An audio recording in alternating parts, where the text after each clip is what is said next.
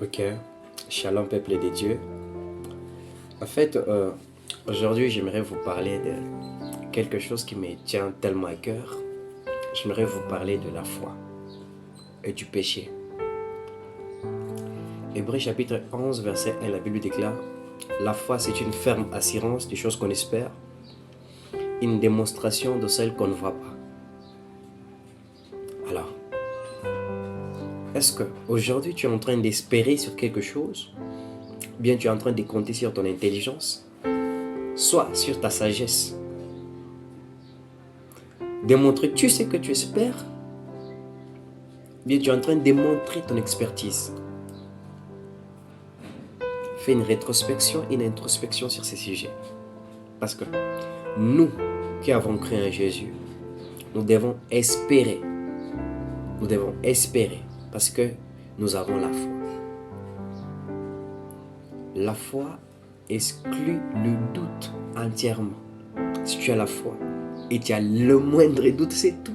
Tu annihiles ce que tu es. Ok? Donc, si tu as la foi, j'aimerais te conscientiser maintenant même qu'il faut que tu arrêtes de douter. Parce que lorsque tu doutes, le plan de Dieu s'annule sur ta vie. Mais lorsque tu crois fermement, la Bible déclare: mon juste vivra par la foi. Mais comment t'appelles-tu juste alors que tu es en train de douter de la puissance de Dieu? Tu es en train de te demander est-ce qu'il fera ou pas? Moi je t'assure que notre Dieu, il fera. C'est à toi de rester ferme dans tes décisions. D'accord? Et écoutez quelque chose sur les péchés. La Bible déclare: le salaire du péché c'est la mort, mais les dons gratuits de Dieu c'est la vie éternelle. Moi je crois en ce moment que si tu es en train de vivre dans le péché, si tu es en train de t'enfoncer, je ne sais pas, dans l'impudicité, dans le vol, dans la prostitution, tout ça, il te reste encore une chance. Parce que nous n'avons pas de vie, ok? Nous n'avons qu'une seule vie. Et lorsque Dieu retire son souffle à nous, tout est perdu.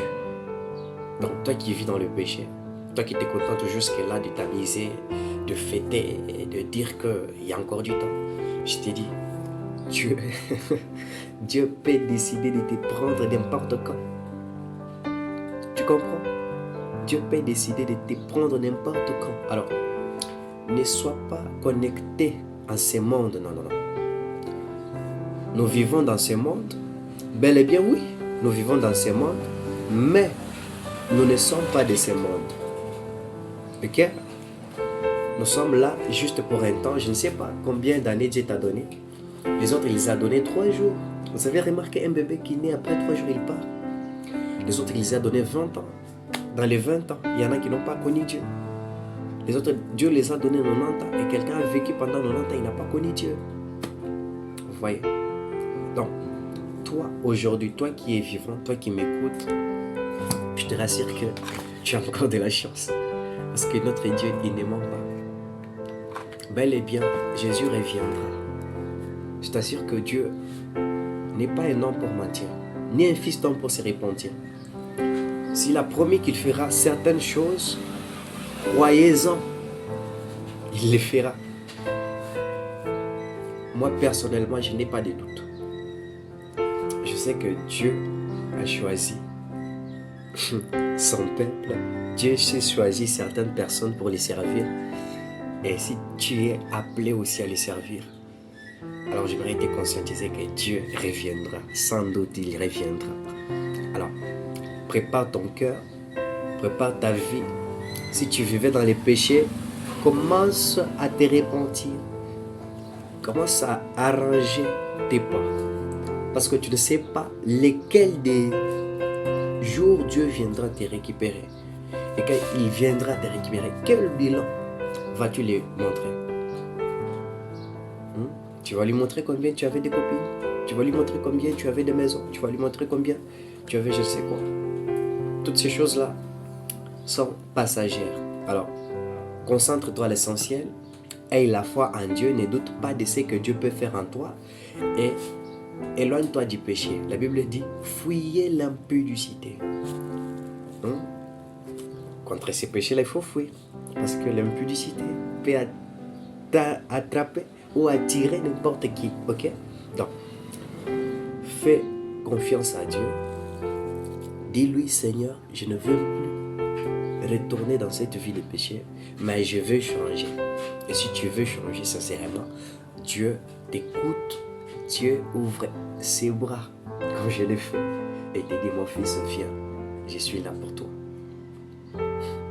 Et juste confiance, et dis-toi, je suis un enfant de Dieu, je ne peux pas foutre la honte à mon Dieu. Je vais rester libre, rester connecté à ton trône, rester connecté à ta parole sainte, afin que je ne sois pas un jour perdant. Au nom puissant de Jésus, mets ce message dans ton cœur,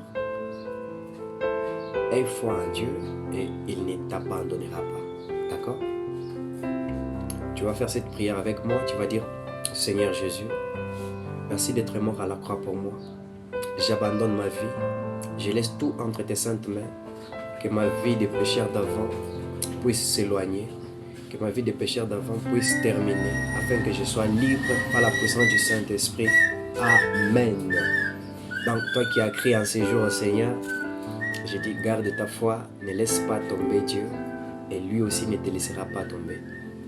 Abandonne ta vie de péché, et il sera fidèle, fidèle, fidèle, jusqu'à ce que tu sois parti à sa rencontre. Que Dieu te bénisse. C'était de la part de votre bien-aimé le frère Grace Katouba.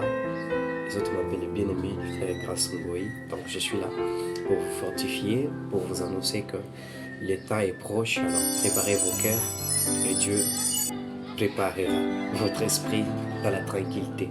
Amen. Ciao.